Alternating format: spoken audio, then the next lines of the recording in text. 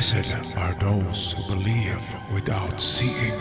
John 20 verse 29. Magandang buhay mga katiyats, welcome back sa ating channel at shout out sa lahat ng ating mga katiyats na nanonood ngayon sa Pilipinas, Luzon, Visayas, Mindanao at sa ating mga katiyats in abroad. Kumusta kayong lahat?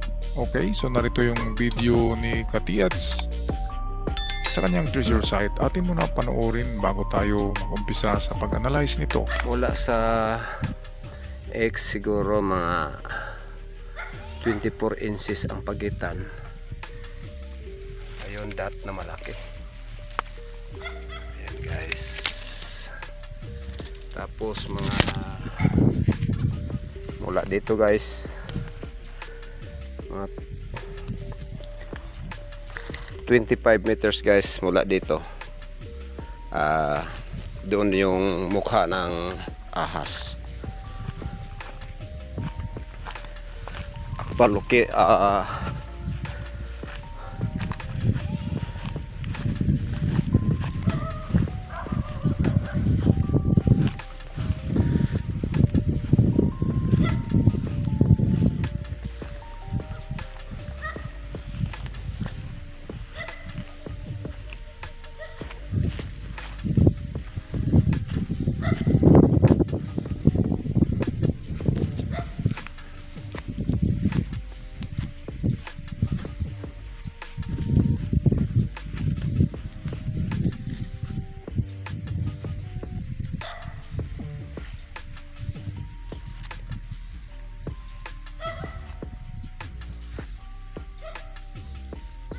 hawananan.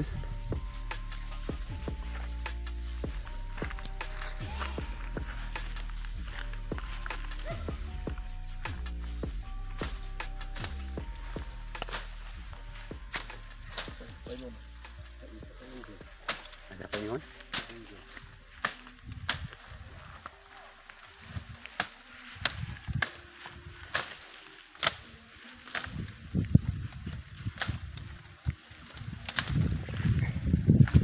Kuan gani oh. Kanto di ng batuha oh. Ang sentro ane. Mga muntay kuan ya. Batigya ka. Ang sentro dyan siya dre oh. Oo. Nag-triangle nga bato.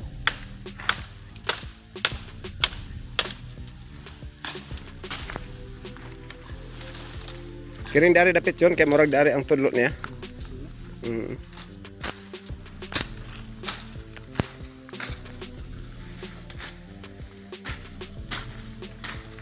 Kamaki na yun. Sama. Sa babaw. Mabaw. Okay. Kaya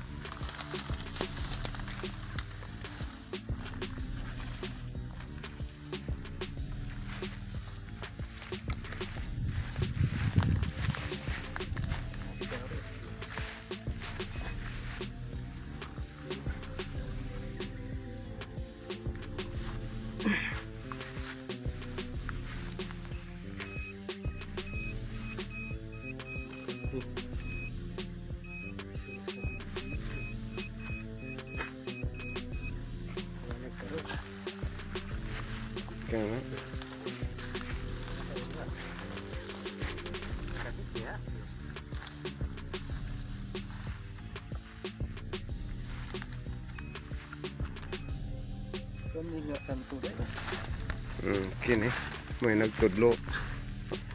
Straight pa kasi lang duha po do. Oh, straight kasi lang duha. Ito. Kini dili gyapon katudlo tanaw. Ha? Tungod oh. Pero man kabato ba. Kang gitanaw atong huwa na tani. Halas. Oh. Oh, dili magatan og halas. Nagari.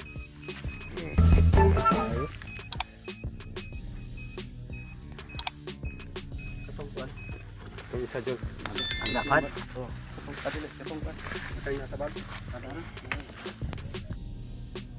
Okay mga katiyats, ito yung pinakamagandang marker na natagpuan nyo sa inyong site. Ang maganda nito ay malapit ito sa slope. Meron nakaganyan kasi ang lupa dyan. Ngayon, tamang-tama kung saan nakaharap yan ay yan ang slope. So siguro sa baba niyan, ito ay dead creek. At kapag dead creek, ang mga bato dyan ay mayroong countersign sa mukha na ito at doon kayo maghanap. Ngayon, ang na-detect ng inyong locator ay tama ang direksyon kasi dito yung na-detect nyo. Okay, ngayon natin tingnan kung magkatugma ang aking analysis sa inyong locator, mga katiyats. Umpisahan natin dito sa mukhang ito. Ito'y malapad na mukha, nakatagilid siya. Okay, at itong sa itaas, ito'y man-made talaga yan. Okay, no shadow of doubt. Itong sa baba ay parang pinilit lang siya na mapurma na ilong at merong bibig at baba, nakaganyan. Pero itong dito, yan ay merong tool mark. Tingnan nga natin ang close-up niyan. Okay, sana ba yun? Ito. Kung tingnan sa ibang anggulo, ito ay parang mata ito. Nakaganyan. At parang kilay ito. Pero kung lalapitan mo, yan ay letter V or letter U. Ayan. Ganyan ang kanyang marka. So ang ganyan na sign, yan ay tunnel. Tunnel siya. Nagsabi siya na may tunnel. Okay, ngayon atin i-analyze dyan ang distansya galing dito. Okay. Sa walang gamit ang ating analysis na detector. Ang ating pinagbasihan dito ay ang mga signs, symbols na nariyan. Okay, kaya ihambing nyo na lang sa inyong locator kung magkatugma or malapit lang. At kapag halos magkalapit lang ang distansya ko at ang inyong locator, ay maganda. Malaking porsyento na meron kayong makuha. So okay, pagbasihan natin ang face marker. Sa mga face marker, kasama diyan ang ilong na pointer. Katulad niyan, ilong yan. Ang mata. Okay, merong isang mata lang. Meron ding pantay ang mata. Kapag pantay ang mata, sa harapan lang yan. Pero kapag maliit ang isa, yan ay sa gilid niya. At kapag medyo napakatulis ang ilong niya, katulad nito na gaganyan, meron dalawang mata sa kanyang baba. O ang ilong ay isang arrow. So katulad nito, meron siyang ilong. Ayan. Ngayon, siyempre, ang punteriya ng ilong ay ito ang sundan natin. Alangan naman na dito tayo pupunta. Diba ang harapan ng ilong. Ayan, so dito tayo pupunta. Ito na area. Ngayon, ang kanyang V, kung ito man ay V or U, palagay ko V ito, na ganyan. Ang V ay yan ang sekreto na nagbibigay ng distansya. Ang V sa Roman G is 5 meters or 5 yards. So meron na tayong 5 meters distance. Okay, so tingnan natin yan kung saan yan papunta, di ba? Kapareho lang sa pinuntahan ng ilong na direksyon. So dito yan. Okay, so 5 meters kaagad tayo. Sa pinupunteriya nito, kunin natin ang gitna niyan at i-connect natin sa ilong. Ayan, so dito tayo. In 5 meters distance, test dig tayo dyan mga katiyats. At kung may adjustment dyan, atras ng konti, atras sa 4, sa gitna yung 5, and then dagdag sa 6. So ito ang original na hukay, idagdag nyo 1 meter, 1 meter sa kanya, back and forth. So dito na yan, ayan. So medyo malaking hukay na yan. Napakagandang marker niyan. Parang malapad na bato na tinitipak-tipak. para magitsurang naka side view na mukha. Ang maganda diyan ay legit na man-made itong litrang V. Okay, walang ano yan, walang duda. Dito naman kung tingnan sa baba ay parang mata lang talaga ito at kilay yung nagaganyan. Kaya ganun pa rin kung naka side view ng mata nagaganyan, itong tulis pa rin ng mata ang sundan. Kaya dito pa rin yan, ayan. So kapareho pa rin yan ang tinuro nitong ilong. So napakaganda kasi sloping ang area. Kanina sasabihin ko na sana na na natural lang yan, pero nang tingnan ko ng close up ay merong man-made na tool mark. Okay, so ito is sloping area at dito na-detect ng inyong locator. Dito kayo naglinis ito na portion. Kaya kung yan ay 5 meters or 6 o dyan lang, malapit lang, ay malamang na yan nga yung digging spot ng mga ka-TH. At kahit na umabot yan sa 7 yung inyong na-locate, hukayin nyo pa rin kasi ang ating formula ay 357 naman. Kaya meron pang allowance galing sa 5.6, pwede pang dagdag ng 7. Ang locator ay napaka-sensitive niyan. Kahit na malayo pang item, iikot na yan. Kaya ang locator ay hindi siya pinpointer, nag-locate lang siya. Ang pinpointer ay yung mga deep seeking metal detector na itutok mo doon talaga siya mag-detect. Ang locator ay malocate niya lang ang lugar kung saan merong ibinaon, pero hindi pinpoint. Nandiyan talaga kung saan siya umikot. Pwedeng malapit, pwedeng sa likod, pwedeng sa gilid. So yan ang locator. Kaya ang locator, pinaparisan pa rin yan ng mga deep seeking metal detector. Katulad ng mga gawa ng Nokta Macro, yung mga Geotech, mga GeoLED ng Nokta Macro, mga GeoGround, ganyan. So kung gusto niyo bumili ng mga deep seeking metal detector doon sa ating suking tindahan sa Bourbon Electronica in Cavite, tawagan niyo si Roniel Bourbon sa kanyang numero 0975 6675 030. Sabihin nyo ako ang nag-recommend ang Golden Boy o Surigao-san para bigyan kayo ng konting discount. It's either 3% to 5%. So kung bibili kayo ng mamahalin ay malaki ang inyong discount. Okay, so locator plus deep seeking metal detector ay okay na yan ng kagamitan, mga ka-TH. Okay, so tingnan natin yung iba pang sign. Ito ayan sloping yan, di ba? Pababa yan. So ito na portion, itong siguro dead creek yan o creek ba yan o river. Merong mga item dyan na nakabaon. Kaya doon kayo mag-concentrate sa paghanap ng mga bato na merong mga marka doon sa sloping downhill. Okay, ito naman hindi ko to nakita sa inyong video, pero matanga siya. Ito ang example ko kanina, paano hanapin ang item sa dalawang mata na hindi pantay. Ito maliit na mata, ito may bilog pa siya dyan, ito ay malaking mata.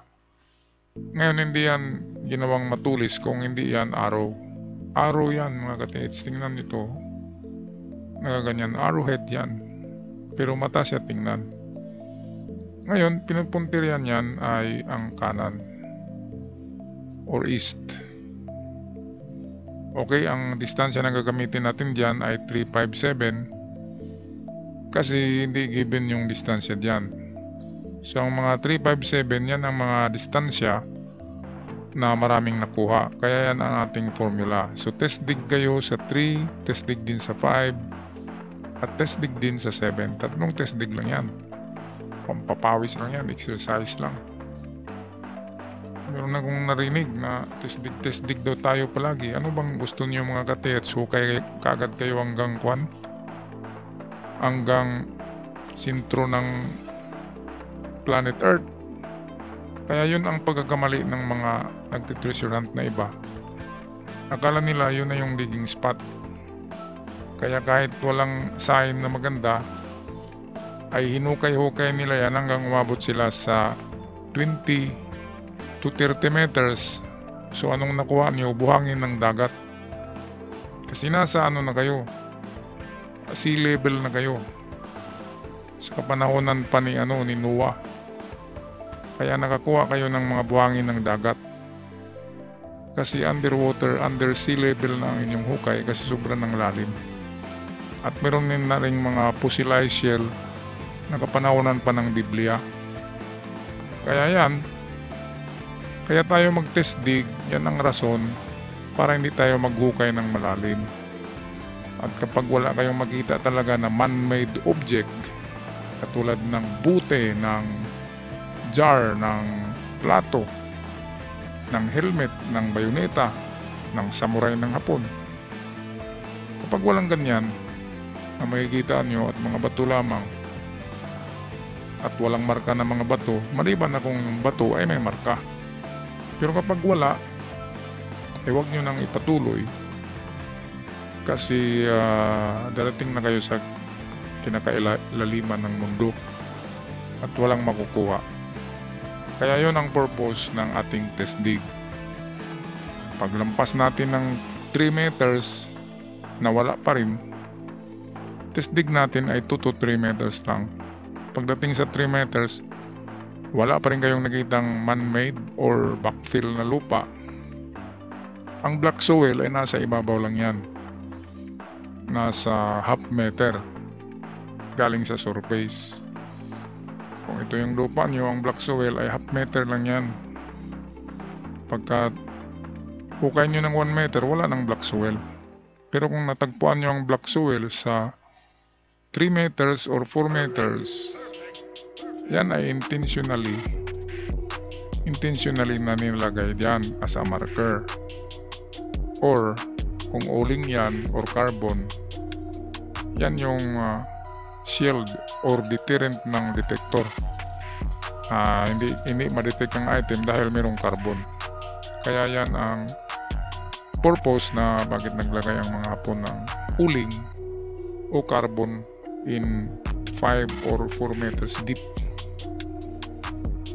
Okay, kaya test dig lang muna tayo mga katiyats. Kaya kapag wala sa 3, walang maganda, lipat tayo sa 5. Kapag wala pa rin, lipat tayo sa 7. All in all, meron lang tayong 6 na metros na hinukay. At makukuha lang yung 3 hukay na yan sa isang araw. Hindi natin alam, magkasamba kayo kaagad. Di swerte.